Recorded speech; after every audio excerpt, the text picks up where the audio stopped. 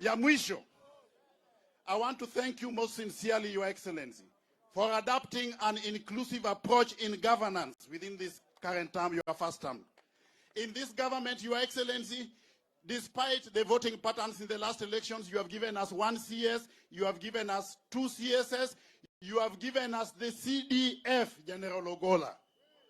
You have given us over 20 chairmen of parastatals and a whopping 78 members of various boards of parastatals. All I can say for now, Your Excellency, is that we are aligned to your bottom-up economic transformation agenda. We are going to adopt a paradigm shift in this region and work with you moving forward. Asanteni sana, Mungu awabariki. Asante sana, Your Excellency.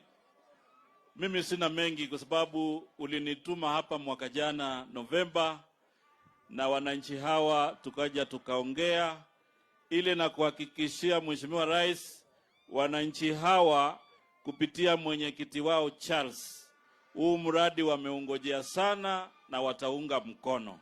Mheshimiwa Rais walikuwa wamenituma kwamba siku ya kuanzisha wewe mwenyewe uje, na leo rais amekuja hakuja? Si rais ndio huyu? Karibu sana Your Excellency President of the Republic of Kenya, uzungumze na wananchi. Asante sana.